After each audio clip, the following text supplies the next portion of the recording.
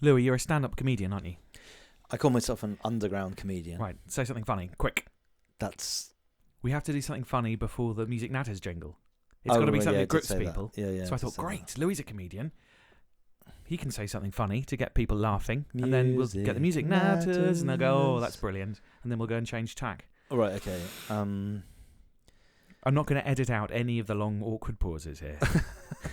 We can just start this podcast out like just something funny. Go, funny. You're a musician. Is this how? Imagine if you turned up a wedding and someone went, play now, go. Well, I would if I was ready. I'd go, great. In fact, that does happen. We're ready. Okay, we'll start the song. Ready? All right, go on. Write a song now. Go. I love you, Louis Christie. I love you, Louis Christie, because you're a simple little guy, and I love simple little guys. Music Natters. My girlfriend says we have a bromance. She suspects us having a romance. Well, that is laughable. I know it's something you'd want, but it's not something I'm at all interested in. Good. Imagine what our children would be like.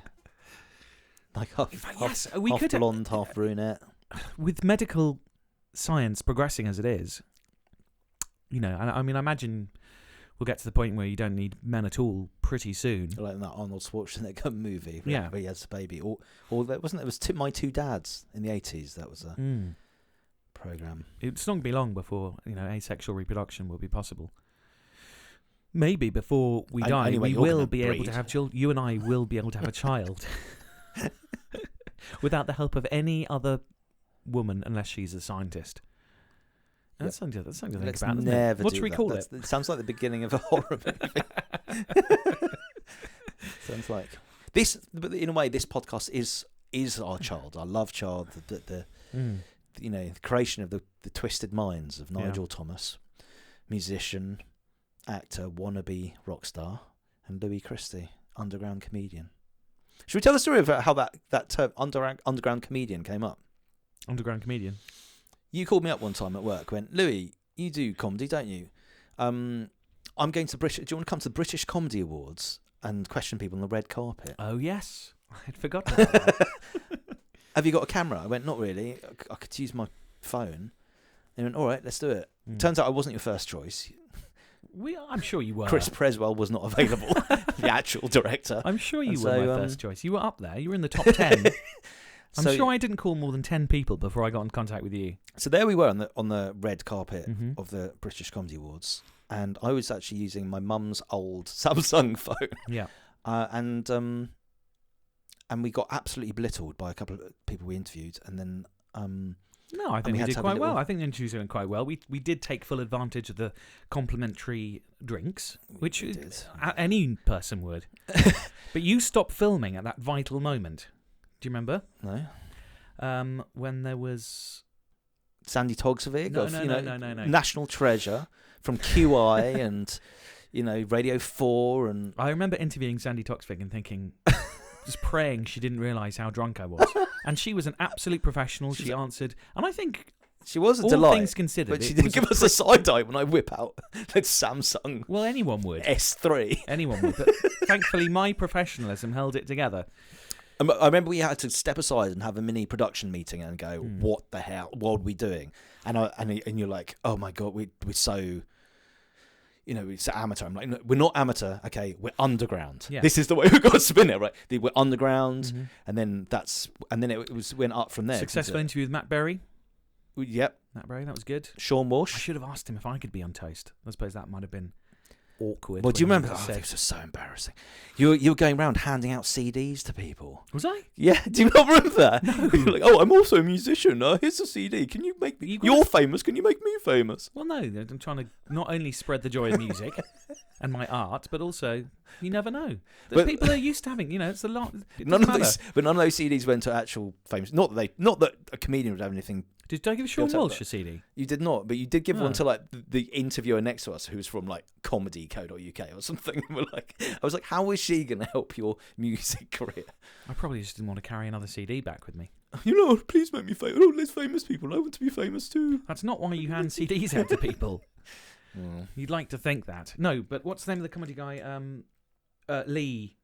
What's his name? Stuart Lee. Stuart Lee. Yeah. Now, Stuart Lee, that would have been the perfect thing that you didn't record. I saw him. This is after the red carpet, and he was in. Apparently, he was in a bad mood, as I discovered. Because I saw him walking past, and I said, "Hey, Stuart," and he turned around and said, "Yeah." I said, "Oh, could I, maybe have a few words?" And he looked at me and said, "No way." And I so much respect Stuart Lee for that much more for that making that call, because I don't. I'm annoyed. I think I later read when he recounted and he said what a horrible time he'd had. And I just wish you'd caught it on camera. Then I wouldn't have minded. He was looking for the loo, and he got lost on the way to the loo and accidentally ended up in the press section. And that's how you got. No, I do wish I recorded that for prosperity, but it's in our minds. If you'd have recorded it and we could have got some good out of it, then I wouldn't have minded. But because it was just a rejection with no benefit to me, I'm annoyed. I hate Stuart Lee. Well, I respect him for what he did, and I agree with him. And you were telling the story now, so perhaps you got some capital out of that now. Yeah, a little bit. No, he's one of your most close personal friends. I'm reading you and Stuart Lee. I'm reading Richard Herring's book. Can I have my ball back? No way. yes way. Yeah, that's very good. About when he got testicular cancer. I bet that's. And he, it's filled with banter. It actually is. It's good. Been laughing out loud. So I'd recommend that. And I'm not just saying that to go on Rehestapa. That's Richard Herring's Esquire. They're the podcast. They've another, do they? Right. Anyway, I don't like it. I don't think we should talk too much about other comedians today because it's a bit insider and all that. Let's talk about music. Music. Because, Louis. Yes. When did you last cry? Oh, I cried at a film or something recently. Okay.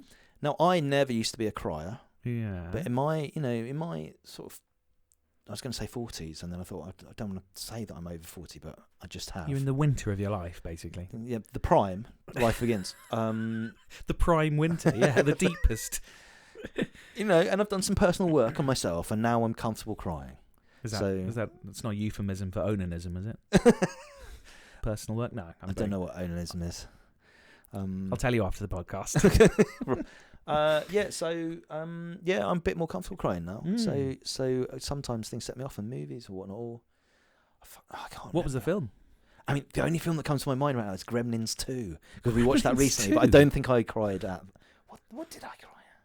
Oh, it may have been, I was listening to a podcast all about the story of some bloke he was a chef on a ship. This is not a great story, but it is a great story. But anyway, he was stuck underwater for 2 days. And he was chopping onions, and he was crying, and that made you cry, did it? It's a bit weird. I mean, I think you're getting too emotional there, Louis. I think it's good to be open, but it's fair to say I don't cry often. But more than I used to. Occasionally some sob story could set me off. Yeah. Particularly if it reminds me of, something from my life. Yeah.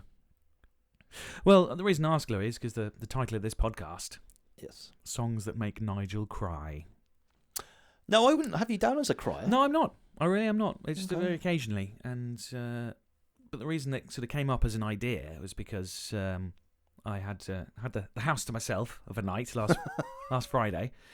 And I thought, I'll have a few drinks and I listened to some loud music and I listen to some songs. It's sometimes nice to go down memory lane and listen to some music and crank it up. There's some tragic story. So I had a couple of beers and then I've been saving up some special beers and they were quite strong, like 11%. And I started listening to some old songs and then there's just one song that's just so beautiful and I read the lyrics to it and I hadn't ever read the lyrics before. And I was quite drunk at this point. Just started crying listening to it because it was so beautiful and then that reminded me of other beautiful songs that I'd sort of previously been emotional to. I put those on. I just sat there just sobbing my eyes out for, I don't know, 20 minutes and it felt amazing. You had a little pity party. It was, no, not pity. It was just I don't know, it was just such a refreshing stupid thing to do because it's not good to get drunk and just start crying, but just because I think if you're a musician or if you're anyone and you can't sit there sobbing because the music is so beautiful and it touches you so much, then where are you? I think it's such a human being. I felt amazing after that. It's just such a good thing to do. Now, it's not something I've ever really done before. Was it the music or was it the special brew? Special brew. What did you say? 11% lager must be Tennent's extra. No, it's not lager. I don't drink lager. It's not. No, this was Innocent Gun Vanishing Point, which is a stout barrel aged in oak casks. Okay.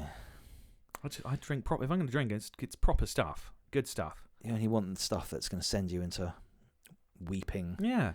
And it was brilliant. It was a wonder. I had an amazing night alone crying in front of the computer with a really loud music. Of a breakdown. No, it was brilliant. Okay. I did have a bit of a sore head the next day, but it was such a cathartic and such a great. Oh, it was wonderful. It was wonderful because it just just the music touches you, and I can empathise with that a bit. I remember recently my girlfriend was upset. And I was upset, and I went, let's just go there. And we put on some REM. And I was like, if we're going to be sad, let's really milk it. REM? Yeah. Oh, okay. You know. I do know REM, yeah. All their tunes are pretty sad, apart from... Shining happy people. Of course, you have to pick the one. Would you believe I heard put a man on the moon? They're not all sad, are they? What sad one did he put on? I can't remember name. You know me, I can't remember names. But they're all miserable. Name a... Well, don't worry, Larry. Then I put on some Morrissey. Morrissey. Heaven knows I'm miserable now. And the Smiths, really. There you go. And when you're at home on your own, he's got a song like that, doesn't he? Drinking Tennent's Ultra. We've discussed this before. We've discussed my intensive hatred for Morrissey. Oh, okay. Right. On a musical, personal, and professional level. Well, I think if you want to have a pity party, there's no better than Morrissey or the Smiths. Heaven knows I'm miserable now. I only pity him. There's no self-pity when I listen to him. Okay. Well, so that's the theme of this podcast, is it? You're going to play some of these. So you're going to play some. You're going to beat REM or Morrissey or the Smiths. Oh yeah, but these are not sad. I don't want you to think of the sadness of the songs, because I think it's more about the kind of the beauty of the music and the lyrics and what they mean to you, or they might come to mean to you. So that's more. These are not all. I don't want you to sit there sobbing because you're miserable. And you can do. I mean, that would obviously that would give me a laugh. But I'm betting there's going to be. What's that tune? It's like a classical piece of music. They used to play it like at Ibiza at the end of the night, and it's like. Oh yeah, is it? Wait, in fact, is this the one I've got written down? I bet you're going to play it. Is it? I would say classical music. Claire de Lune. I don't know the title. Is it Claire de Lune? It might be Claire de Lune. Anyway, yeah. Okay, but no, there's no classical music on there. Are you going to cry now? Well, this would be. We've known each other 20 years. I've never seen you cry. No, well, of course not. Why? Of course not. Well, why would I? Because you're listening to beautiful music that makes you cry. You don't have a Tennent's in your hand, do you? That's the problem. Don't have the what at hand? A Tennent's Super, is it called? Tennent's Super. Innocent Gun Vanishing Point. Vanishing Point. What I was enjoying. Now, speaking I'm not naked. I'm not oiled up. It's hard to get the lacrimal glands going. I'm not single on my own, having a pot noodle and a wank, crying into the screen. Chicken and mushroom. Yeah. You've kind of twisted the night, but you turned a very beautiful moment for me into something that sounds quite sordid. Well, but I know you like to think of me in a sordid way, so that's understandable. But let's listen to some music, shall we? Listen to a song. Yes. I'm just going to put the music on, and then obviously I'm not going to tell you who it is. Thanks, John Bretman, and then we'll see what you think. Okay.